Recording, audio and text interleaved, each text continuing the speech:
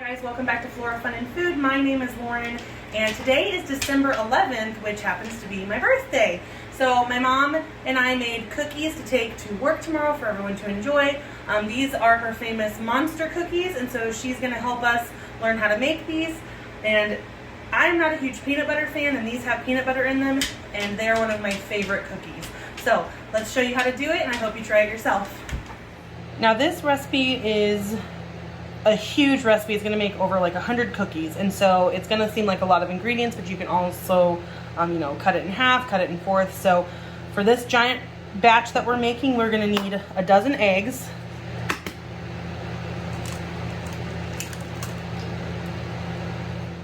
okay, we'll go ahead and mix up our dozen eggs.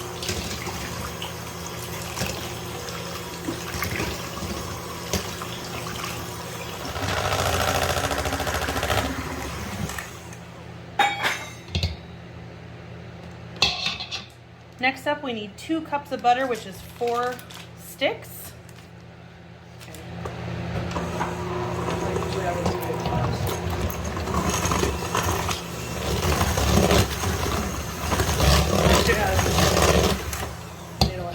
Okay. Mix it up probably. All right, we'll add some sugar here just to make it easier. We need 4 cups of sugar. This is a ½ cup scoop, so I need 8 of these. And then I need 4 2/3 cup of brown sugar. 2/3. Now it'll make it easier to blend all together.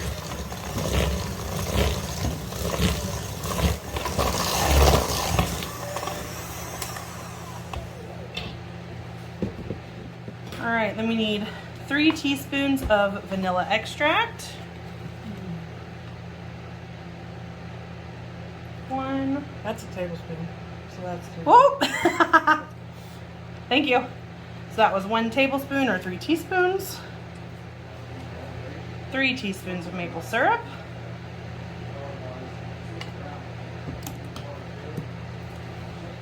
And then 8 teaspoons of baking soda. And then I need 4½ cups of peanut butter, and we like using creamy peanut butter because this is already going to have some chunk in it because of the chocolate chips and the M&Ms, but you could use chunky if you wanted. I don't think it would really make a whole lot of difference. And I need to get me one of these. This is a 3-cup measuring cup.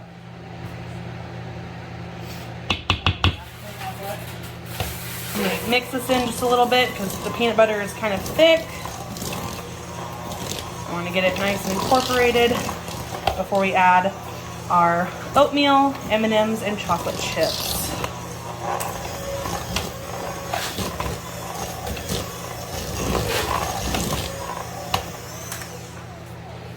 Now we need 18 cups of oatmeal.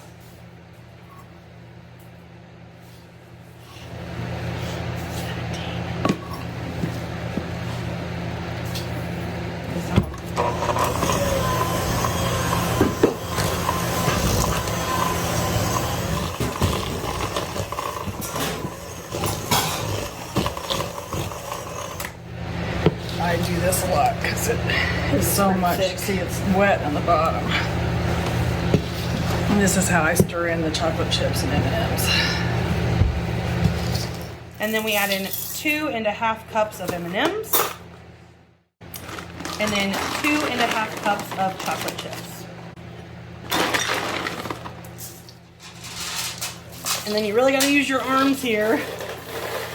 And then really mix these in. It gets kind of thick and heavy, but do your best to mix it in evenly. Does that mix enough? Yeah. I do kind of a big scoop.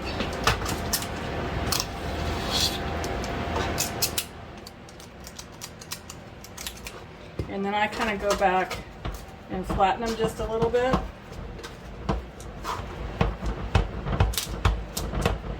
I always cook these in a convection oven, and it takes about, at 350, and it takes about 9 minutes. You don't want to overbake them, and so But if you use a regular oven, not a convection oven, it's about 12 minutes. But I keep an eye on them.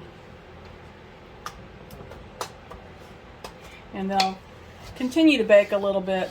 You'll look for them to be just a little bit golden brown on the top, but not much, and they might look a little underbaked in the middle, but then if you let them cool before you take them off, they'll be perfect, and they'll be kind of chewy and soft in the middle. Since I have a convection oven, I do 2 at a time. You might want to just do 1 at a time in a regular oven so they don't get overcooked. And then I'll set my timer for 9 minutes, but first batch I might check and just see.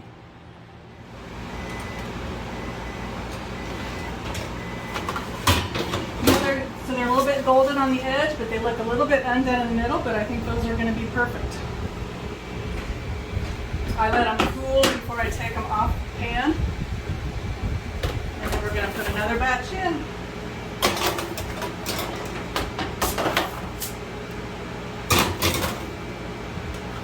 So here you can see there's just a nice kind of golden brown edge around the very outside, and these will continue to cook as the pan cools, and then we will move them to some wax paper to finish cooling.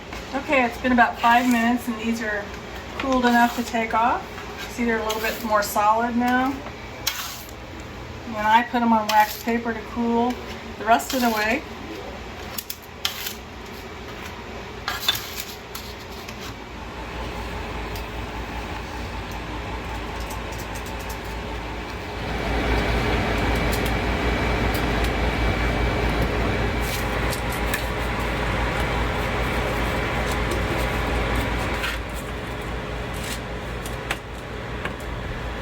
Now you can tell these are much more solid than they were when they came out because they've had a little time to cool, so they'll just sit here until they're completely cooled on this wax paper.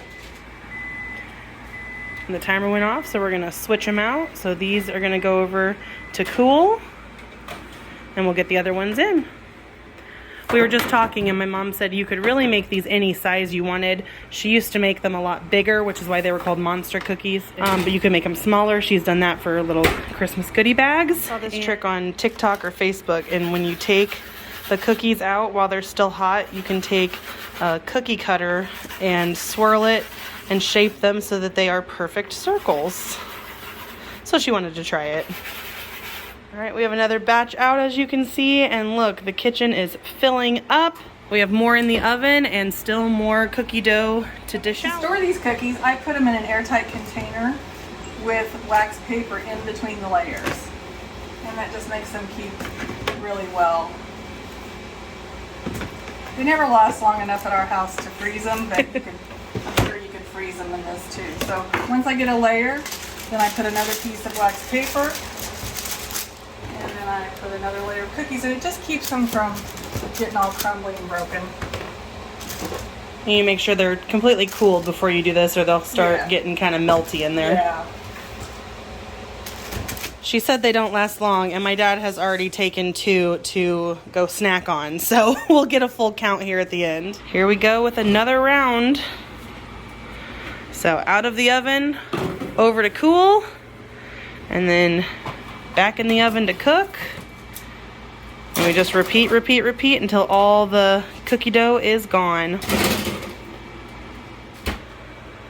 All right, we are boxing up the last of the cookies, and we ended up counting 110 cookies. Now that number will change based on how big or small you make them, but using just a cookie dough scoop, we got 110 cookies. If you guys enjoyed this video, please go ahead and give it a thumbs up. If you'd like more content like this, go ahead and subscribe to my channel, and I hope to see you guys again very soon. Thanks, guys. Bye.